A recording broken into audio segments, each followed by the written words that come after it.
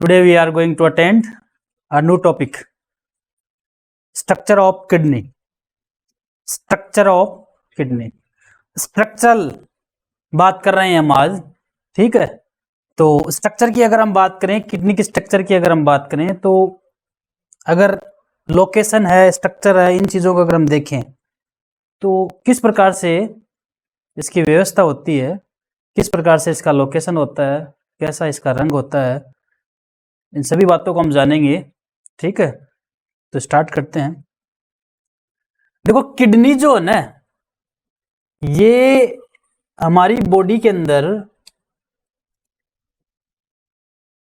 Kidney की अगर हम बात करें तो ये वन पेयर है, यानी संख्या में कितनी होती है? दो, यानी एक जोड़ी है। ये कैसी है? एक जोड़ी है, वन पेयर है, संख्या में एक जोड़ी। किडनी रेडिश कलर की होती है भाई। कैसी होती है? रेडिश कलर की। और डोर्सल इसकी पोजीशन होती है, डोर्सल होती है। ये देखो, वेंट्रल आगे होता है, डोर्सल पीछे होता है। तो आप यदि किडनी की लोकेशन देखोगे तो किडनी आपको लोकेशन में पीछे होगी, न कि आगे होती है। किडनी डोर्सल होती है। ये कैसी होती है? डोर्सल, ठीक है। और लंबर रीजन में होती है, नीचे कशेरुदंड के कटी क्षेत्र में लंबर रीजन में होती है, ठीक है। इसकी शेप एंड साइज की अगर हम बात करें तो ये बीन शेप होती है। जैसे मान लो, अगर हम बात करें तो जैसे राजमा का जो बीज है, राजमा होता है ना, शेप भी वैसी होती है इसकी, कलर भी वैसा ही होता है। हम साइज की बात नहीं कर रहे, शेप की बात कर रहे हैं। शेप भी वैसी और कलर भी वैसा ही, ठीक है। साइज की अगर हम बात करें इसकी, तो ये 10 से 12 सेंटीमीटर लंबी होती है भाई। कितनी होती है? 10 से 12 सेंटीमीटर। और 5 से 7 सेंटीमीटर चौड़ी होती है। 5 से 7 सेंटीमीटर चौड़ी होती है और 2 से 3 सेंटीमीटर मोटी होती है। सारी चीजें बता दी, कलर बता दिया आपने, लोकेशन आपने बता दी, पृष्ठ सतह पर होती है कशेरुदंड के लंबर रीजन में, ठीक है। और आपने ये बता दिया कि एक जोड़ी होती है, वन पेयर होती है, ठीक है। और साइज बता दी, ठीक है। इसके बाद में अगर इसके बारे में और यदि हम बात करें तो ये जो है वो रिट्रो पेरिटोनियल ऑर्गन है भाई। रिट्रोपेरिटोनियल ऑर्गन है। कैसा ऑर्गन है? रिट्रोपेरिटोनियल ऑर्गन क्या होता है ये मैं आपको बता दूं। जैसे जो बॉडी है, बॉडी के अंदर जो एब्डोमिनल कैविटी जो है अपनी, उदर गुहा जिसको बोलेंगे एब्डोमिनल, ठीक है। जो एब्डोमिनल कैविटी है उसके अंदर जो एपिथेलियम पाया जाता है, जो उपकला पाई जाती है, जैसे मान लो ये एब्डोमिनल कैविटी है, क्या है? यानी उदर गुहा है। और इसके ऊपर जो एपिथेलियम पाई जा रही है, वो एपिथेलियम के ऊपर जो आवरण होता है उसको आप बोलोगे पेरिटोनियम। क्या बोलोगे? पेरिटोनियम।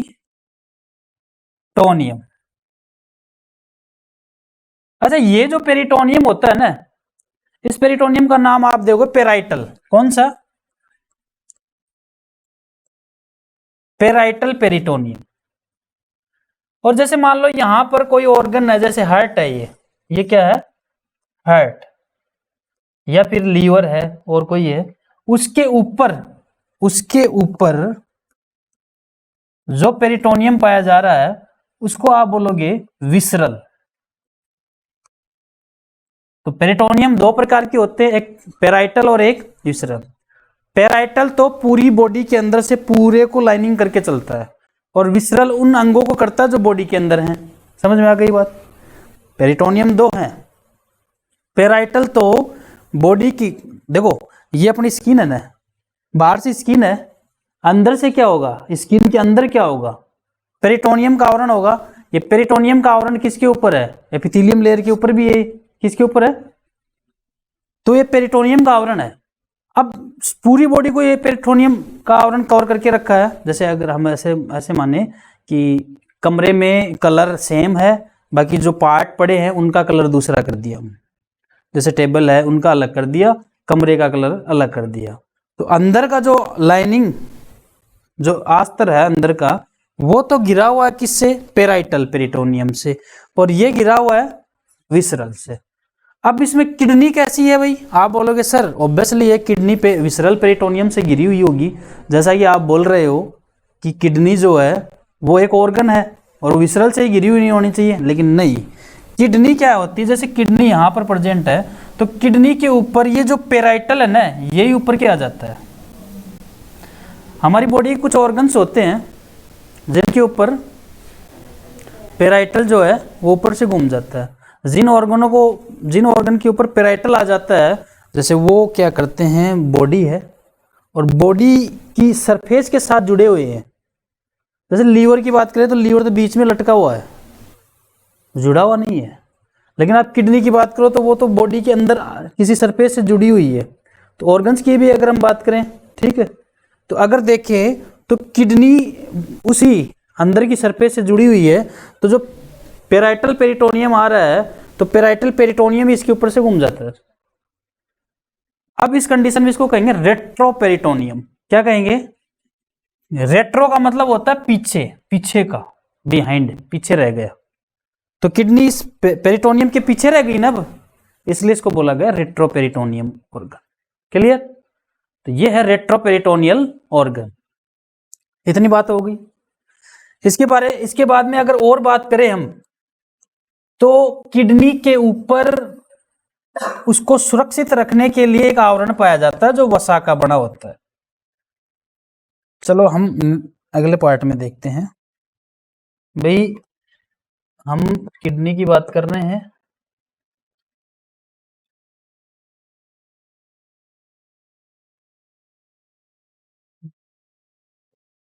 अब किडनी के ऊपर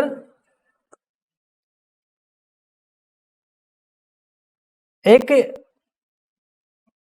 वसा का आवरण रहता है ऐसे।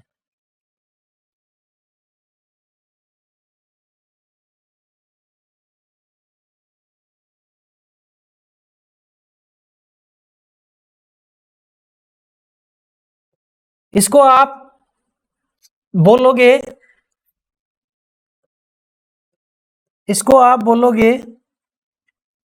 कैप्सूल। क्या बोलोगे, कैप्सूल। इसको आप कैप्सूल बोल दो या संपुटक बोल दो, कैप्सूल बोल दो, या हिंदी में आप क्या बोलोगे इसको, संपुटक। क्लियर, आ गई बात समझ में। इसके बाद में हम और यदि इसकी शेप देखें तो किडनी जो होती है ना, वो दो पार्ट में बटी रहती है किडनी अंदर से। भाई बाहर की बात हमने कर ली, कलर की बात हमने कर ली, किडनी अंदर से दो पार्ट में बटी रहती है। इसका जो परिधीय भाग होता है उसको कोर्टेक्स कहते हैं। क्या कहते हैं, और जो बीच का भाग होता है उसको मेडुला कहते हैं। जैसे मान लो हमने इसको डिवाइड किया कि सर ये जो बाहर का है ये कोर्टेक्स हो गया और ये अंदर का है वो मेडुला हो गया, ठीक है। तो हम इसको कलर करते हैं ताकि आपको अच्छे से बात समझ में आ जाए। ये मान लो इसका क्या है, कोर्टेक्स भाग। कौन सा भाग है भाई, कोर्टेक्स भाग। ये कोर्टेक्स, ठीक है। अब कोर्टेक्स है तो कोर्टेक्स के नीचे कौन सा है, मेडुला। कौन सा है, अब इसमें एक बात और है कि इसका जो कोर्टेक्स होता है वो तो सिंपल सा ही होता है, लेकिन इसका जो मेडुला होता है ना, वो ऐसे अंदर पिरामिड में डिवाइड रहता है। किसमें, ऐसे छोटे छोटे पिरामिड बने होते हैं इसके अंदर। दिख रहा है आपको? ऐसे पिरामिड बने, समझ में आ गई बात? अब क्या होता है, ये जो होते हैं इनको पिरामिड कहते हैं। क्या कहते हैं? पिरामिड। वर्क पिरामिड कह दो आप इनको, या मेडुलरी पिरामिड भी कह सकते हो आप इनको, मध्यांश पिरामिड कह सकते हो, वर्क पिरामिड भी कह सकते हो आप। ये पिरामिड है, ये पिरामिड। क्लियर? आ गई बात समझ में? अब ये जो कोर्टेक्स होता है ना, ये इन पिरामिड के बीच में थोड़ी थोड़ी जगह रहती है, ये जो, इसलिए जो कोर्टेक्स होता है इनके बीच में धस जाता है, ऐसे ऐसे, समझ गए? ऐसे, ये इनके बीच में आ गया, ये इनके बीच में आ गया।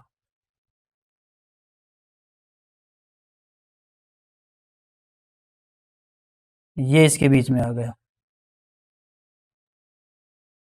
अब ये जो बीच में धस जाता है ना, इसको कहा जाता है बर्टनी के स्तंभ, कॉलम ऑफ बर्टनी। क्या कहा जाता है? बर्टनी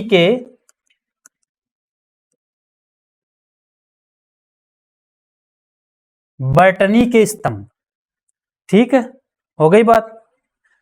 अब ये अंदर की ओर हम देखें तो देखो यहां पर क्या, इनमें क्या होगा, इनमें क्या प्रेजेंट है भाई? इनमें होता है नेफ्रॉन। क्या होता है? नेफ्रॉन। इनमें नेफ्रॉन प्रेजेंट है, और ये जो नेफ्रॉन है ना, ये काम करते हैं ब्लड से यूरिया को निकालेंगे, और यूरिया को निकालकर, ब्लड से यूरिया को निकालकर पानी के साथ बाहर निकाल देंगे। भाई ब्लड में यूरिया है, उससे यूरिया को निकाला, पानी के साथ मिला के उसको मूत्र के रूप में बाहर निकाल देते हैं।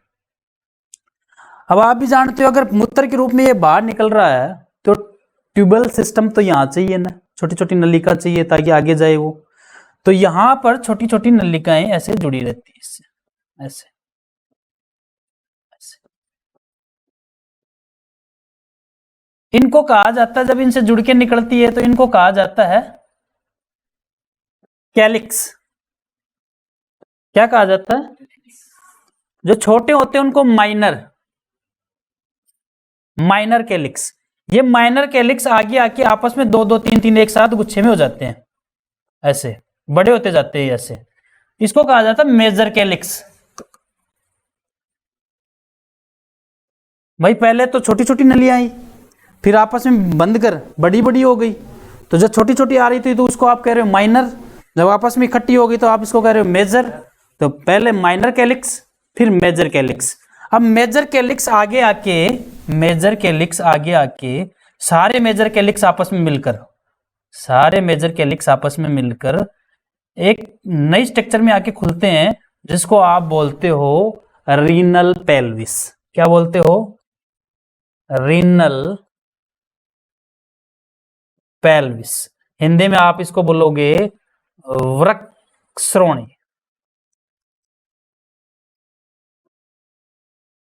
क्या बोलोगे? वृक्कश्रोणी। हिंदी में आप क्या बोलोगे इसको? वृक्कश्रोणी। ठीक है, आ गई बात समझ में इतनी? अब वृक्कश्रोणी जो है आगे आकर खुल जाती है मूत्रवाहिनी में। किसमें? ये मूत्रवाहिनी।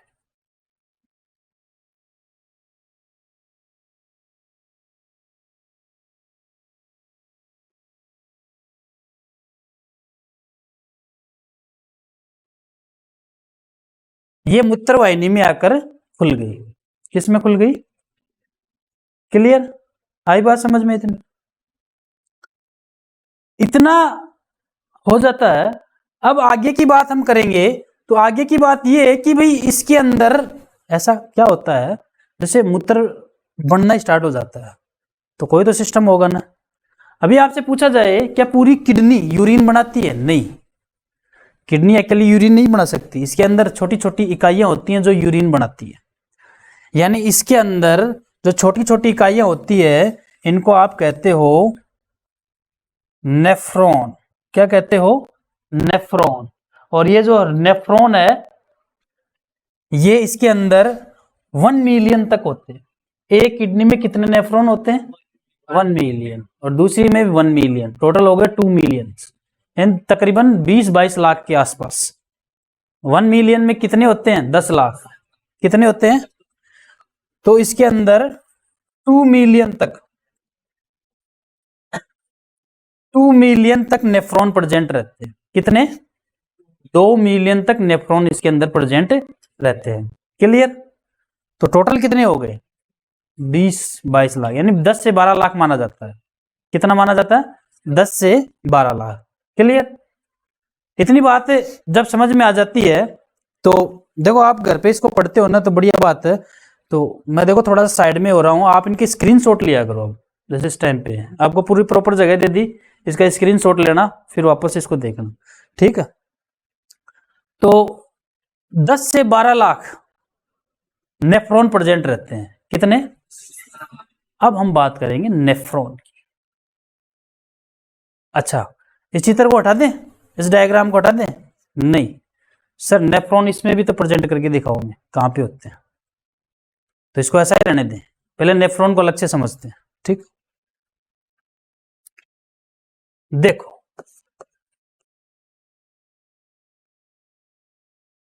नेफ्रॉन, या इसको आप कहोगे वृक्काणु, नेफ्रॉन या वृक्काणु। ठीक है? इसके बारे में यदि आप बात करो तो ये एक स्ट्रक्चरल एंड फंक्शनल यूनिट है ऑफ किडनी। संरचनात्मक और क्रियात्मक इकाई है। वृक्क की संरचनात्मक और क्रियात्मक इकाई कौन सी है? जैसे हमारे शरीर की संरचनात्मक और क्रियात्मक इकाई कोशिका है, वैसे वृक्क की संरचनात्मक और क्रियात्मक इकाई कौन सी है? वृक्काणु। कौन सी है? वृक्काणु। इसको आप नेफ्रॉन कहो। क्या कहोगे? ठीक है? अब नेफ्रॉन जो है ना, वो ऐसे 2 पार्ट में डिवाइड होता है। एक तो इसका पार्ट होता है, उसको कहा जाता है ग्लोमेरुलस। क्या कहा जाता है? ग्लोमेरुलस। ठीक है? एक इसका जो पार्ट होता है उसको आप कहते हो रीनल ट्यूब्यूल्स। क्या कहोगे? Renal tubules. हिंदी में आप समझो इसको, तो इसको ग्लोमेरुलस को आप ग्लोमेरुलस भी कह सकते हो। ग्लोमेरुलस का मतलब होता है छोटी छोटी रक्त केशिकाओं का गुच्छा। छोटी छोटी रक्त केशिकाओं का गुच्छा। और रीनल यानी वृक्क, और ट्यूब्यूल्स यानी नलिकाएं। वृक्क से निकलने वाली नलिकाएं कौन सी हैं? तो ग्लोमेरुलस को हम आगे पढ़ेंगे। ठीक है? अब हम इसकी बात करते हैं कि रीनल ट्यूब्यूल्स क्या होता है। तो देखो, रीनल ट्यूब्यूल्स की अगर हम बात करें तो इसके अंदर एक तो पीसीटी आती है। क्या आती है? एक इसके अंदर आता है हेनले का लूप,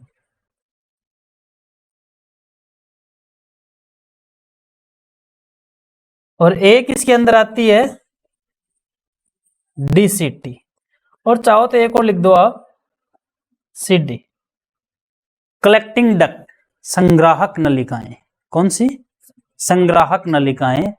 संग्राहक नलिकाएं आगे जाके वृक्क श्रोणि में खुलती हैं। ठीक है? Collecting duct. पीसीटी, हेनले का लूप, डीसीटी और सीडी, कलेक्टिंग डक्ट। समीपस्थ कुंडलित नलिका, इसको क्या बोलोगे हिंदी में? समीपस्थ। हेनले का लूप, हेनले का लूप है। दूरस्थ कुंडलित नलिका, और उसको बोलोगे संग्राहक नलिका। क्या बोलोगे? इतनी बात आपको समझ में आ जानी चाहिए। अब हम इसमें आगे बात करेंगे। अब इसमें आगे बात करें। देखो, अगर हम किसी भी नेफ्रॉन की अगर हम बात करें तो नेफ्रॉन जो होता है ना, नेफ्रॉन जहां से स्टार्ट होता है वहां से ये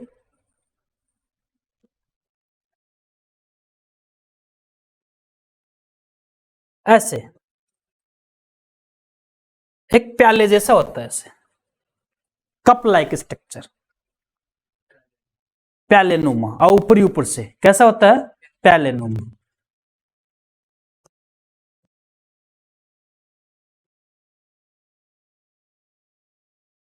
कलर दूसरा लेते हैं क्योंकि इससे हम वो बनाएंगे, केसिकाएं बनाएंगे रेड से। ये एक प्यालेनुमा ऑर्गन है, कैसा है, प्यालेनुमा। तो अब हम बात करेंगे स्ट्रक्चर ऑफ नेफ्रॉन की बात करेंगे। नेफ्रॉन जो है वो किडनी के अंदर एक स्ट्रक्चरल एंड फंक्शनल यूनिट होती है। अब हम नेफ्रॉन की बात करते हैं। तो देखो नेफ्रॉन की अगर हम बात करें तो इसको हम दो पार्ट में डिवाइड कर रहे हैं, एक तो ग्लोमेरुलस और एक रीनल ट्यूबल्स। ठीक है, तो रीनल ट्यूबल्स की अगर हम बात करें तो जो नेफ्रॉन होता है ना, वो जहां से स्टार्ट होता है वहां से ऐसे कप लाइक स्ट्रक्चर में होता है, ऐसे कप। ठीक है, और फिर जैसे नीचे से निकलता है और निकलकर थोड़ी सी देर बाद में थोड़ा सा आगे निकलता है, उसके बाद में ये कुंडलित होना स्टार्ट कर देता है, ऐसे ऐसे कुंडलित होना स्टार्ट कर देता है, और उसके बाद में वापस से अपना कुंडलन खोल लेता है और नीचे जाके एक ऐसे लूप जैसी आकृति बनाता है। अब ये जो ट्यूबल्स ऊपर जा रही है ना, ये यहां तक पतली रहती है, उसके बाद में मोटी हो जाती है ऐसे, उसके बाद में चौड़ी हो जाती है, और फिर यहां से घूम के वापस से कुंडलित होती है, और यहां जाके वो संग्राहक नलिका में खुल जाती है। ये संग्राहक नलिका हो, क्लियर। अच्छा, इसको आप ये जो प्यालेनुमा संरचना है ना, इसको आप बोलोगे बोमेन संपुटक। क्या बोलोगे,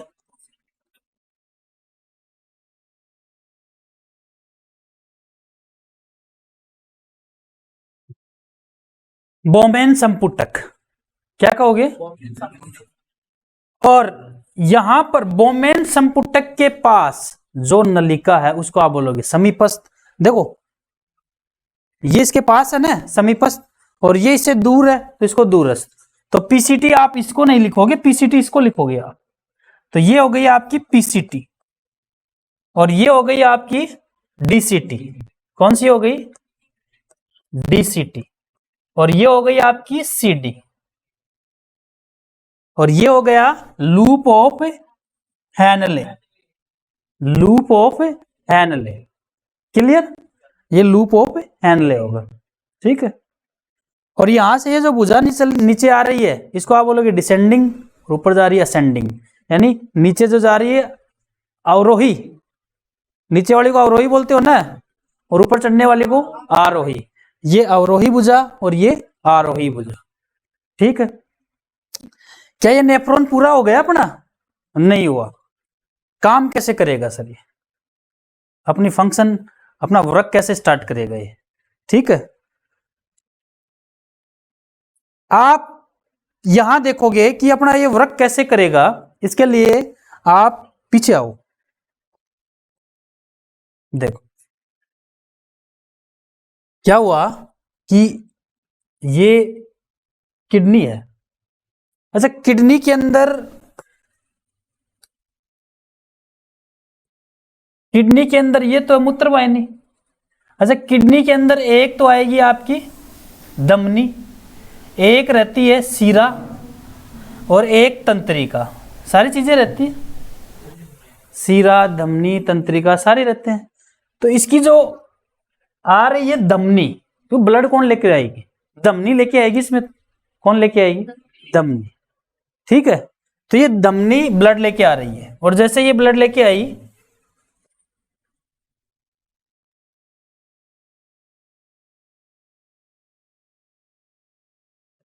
ये जैसे ही ब्लड लेके आई तो ये जैसे आ गई ऐसे, ये ब्लड लेके।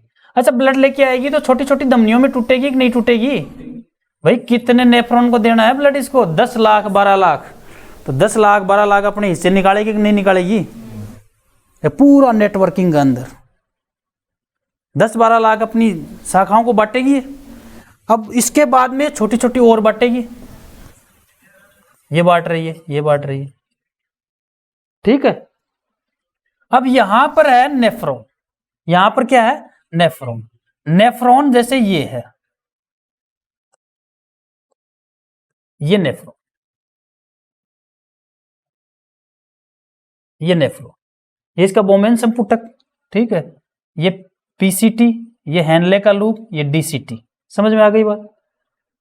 देखो अगर यहां अगर हम वापस देखें, ये हो गया हेनले का लूप, ये हो गई सी पीसीटी, ये हेनले का लूप, ये डीसीटी, ठीक है। अब आपको एक बात याद रखनी है कि सर कोर्टेक्स में नेफ्रॉन का कौन सा पार्ट रहता है? लूप ऑफ हेनले जो होता है वो सिर्फ मेडुला में रहता है, बाकी सारा भाग किस में रहता है? कोर्टेक्स में रहता है।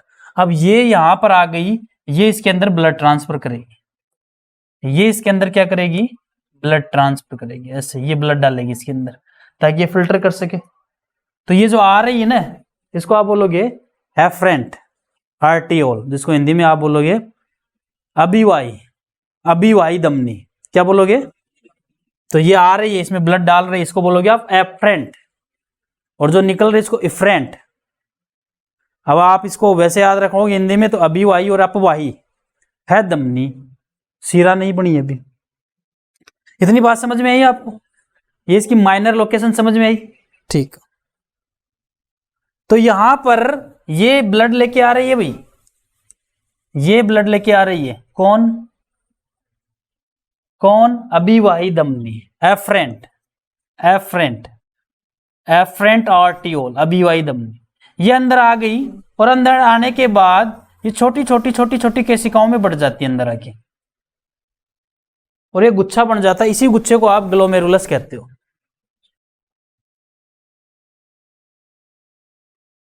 इसी गुच्छे को आप क्या कहते हो? ग्लोमेरुलस। अब ये यहां से बाहर निकलेंगे। अच्छा, ये जो बाहर निकल रही है, अब आप इसको बोलोगे सर ये सीरा है। क्या है? तो आपको एक चीज पता होनी चाहिए कि जो यूरिन है ना, वो एक बार में सारा साफ नहीं होता, यानी जो ब्लड से जो यूरिन बनता वो एक बार में नहीं बनता। अगर एक बार में बनता तो ये यहां से उठ के सीधी हार्ट में चली जाती, कोई दिक्कत नहीं थी। लेकिन जब मान लो कुछ ऐसा सिस्टम, जैसे मैं समझाऊं, आप मान लो चक्की चला रहे हो और आपको कहा गया कि बारीक पीसने हैं, लेकिन आपकी फर्स्ट बार में जो पीस कर जो आया जो अनाज वो थोड़ा मोटा आ गया, तो आप उसको फेंकोगे थोड़ी, वापस डाल दो उसी में, वापस पीस दो। और बारीक चाहिए तो उसी को उठा के वापस डाल दो। तो यहां पर भी ये ब्लड आ रहा है, और ब्लड जैसे ही आया तो ये ब्लड से ये यूरिन निकलना स्टार्ट हुआ, लेकिन कुछ आवश्यक चीजें भी आ गई।